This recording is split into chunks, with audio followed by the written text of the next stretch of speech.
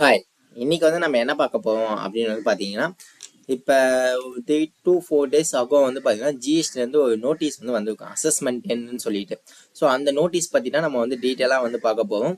So வீடியோக்குள்ளே போகிறதுக்கு முன்னாடி என் சேனலை யாராவது சப்ஸ்கிரைப் பண்ணாமல் இருந்தீங்கன்னா என் சேனலை வந்து சப்ஸ்கிரைப் பண்ணிக்கோங்க. கீழே வந்து என்னோட வாட்ஸ்அப் குரூப் லிங்க்கையும் வந்து நான் ஷேர் பண்ணுறேன், அதிலே நீங்கள் வந்து ஜாயின் பண்ணிக்கலாம்.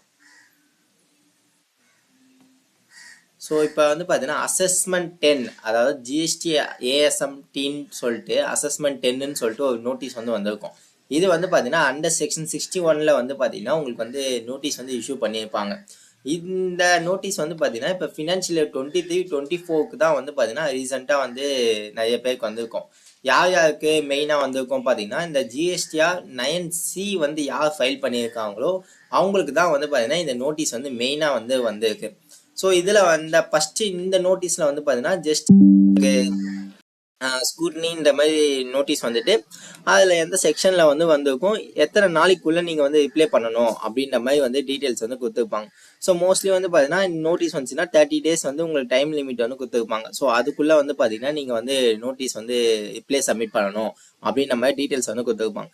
இதுக்கு அனெக்ஸாக ஒன்று வந்து கொடுத்துருப்பாங்க. ஸோ அதில் தான் வந்து பார்த்தீங்கன்னா என்னென்ன டிஸ்கிரிப்ஷன்ஸ் இருக்குது, எதனால வந்து இந்த நோட்டீஸ் வந்து இஷ்யூ பண்ணியிருக்கோம், அதில் எவ்வளோ டிஸ்கிரிப்ஷன்ஸ் இருக்குது, அதுக்கான ப்ரூஃப் அண்ட் அட்டாச்மெண்ட்ஸ் எல்லாமே கொடுங்கன்ற மாதிரி ஒரு டீட்டெயில்ஸ் வந்து கொடுத்துருப்பாங்க. ஸோ அந்த நோட்டீஸ் வந்து பார்த்தீங்கன்னா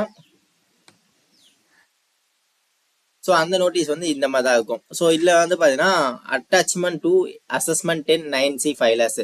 ஸோ இதுலேயே வந்து மென்ஷன் பண்ணியிருக்காங்க. ஸோ 9C ஃபைலருக்கு தான் வந்து இப்போதைக்கு மெயினாக வந்து அனுப்பியிருக்காங்க ஜிஎஸ்டிஆர் 9C.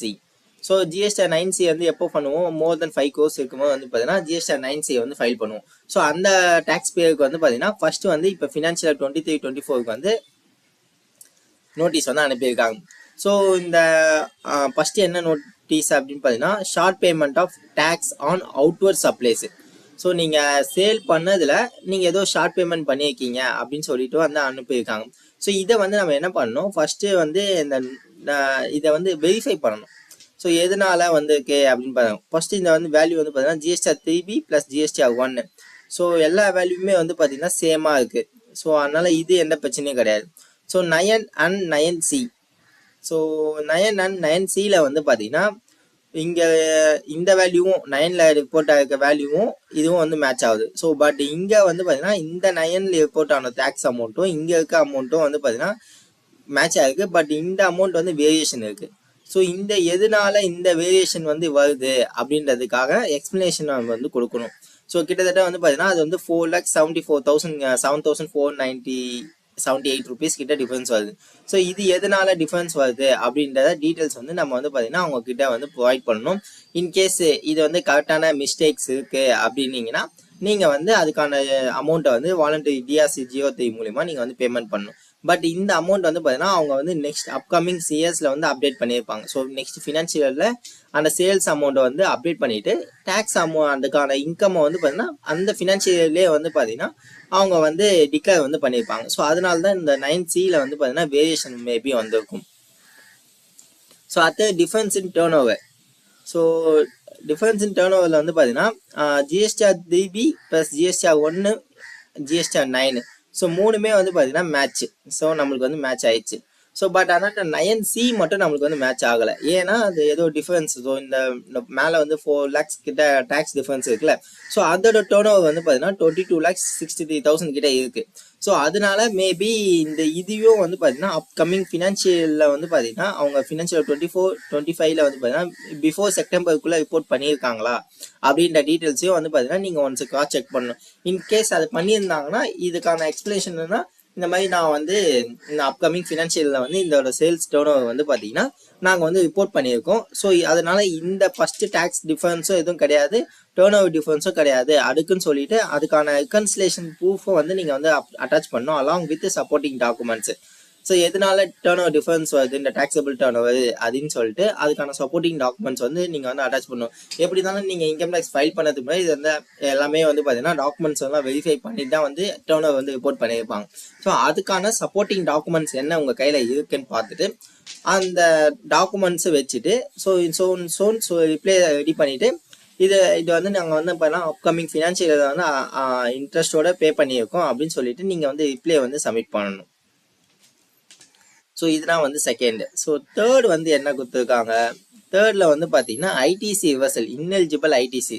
ஸோ இந்த இன்எலிஜிபிள் ஐடிசி வந்து பார்த்தீங்கன்னா airline plus construction material, insurance, rental, hiring, motor vehicle. So இது எல்லாமே வந்து பார்த்தீங்கன்னா ஐடிசி இன்எலிஜிபிள் ஐடிசியில் வந்து காமனாக வந்து பார்த்தீங்கன்னா அவங்க வந்து ப்ரொடியூஸ் பண்ணியிருப்பாங்க. ஸோ இதுக்கான பிரேக்கப்ஸ் வந்து பார்த்தீங்கன்னா உங்களுக்கு கீழே வந்து அனெக்சஸ் வந்து கொடுத்துருப்பாங்க. ஸோ இந்த அனெக்சஸில் வந்து பிரேக்கப்ஸ் இருக்கும்.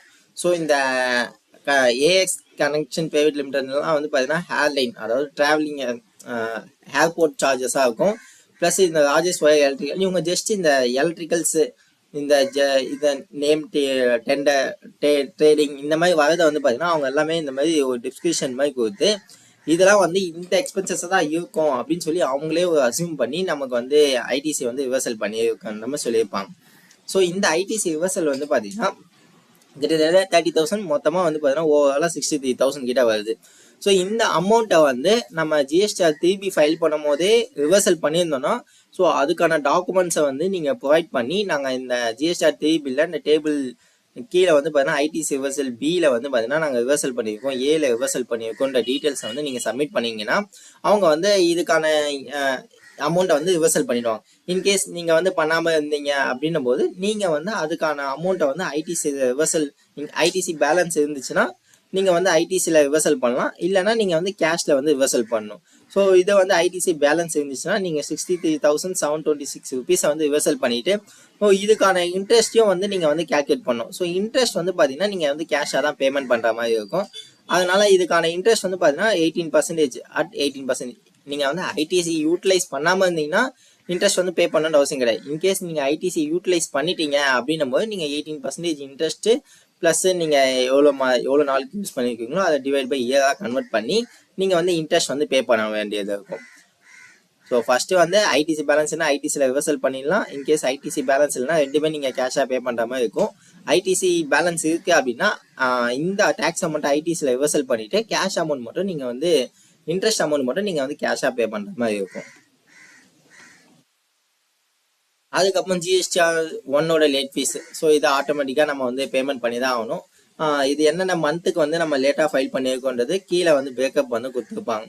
ஸோ இப்போ வந்து பார்த்தீங்கன்னா ஜூலை, ஜான், மார்ச், ஸோ இந்த 3 மாதத்துக்கு வந்து பார்த்தீங்கன்னா ஜிஎஸ்டிஆர் 1 வந்து லேட்டாக வந்து ஃபைல் பண்ணியிருக்காங்க.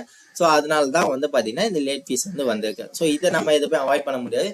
ஏன்னா ஜிஎஸ்டிஆர் 1ல் வந்து ஃபைல் பண்ணும்போது லேட் ஃபீஸ் வந்து கால்குலேட் ஆகாது. அது வந்து நம்மளாக தான் வாலண்டரியாக வந்து நீங்கள் பேமெண்ட் பண்ணி தான் ஆகணும்.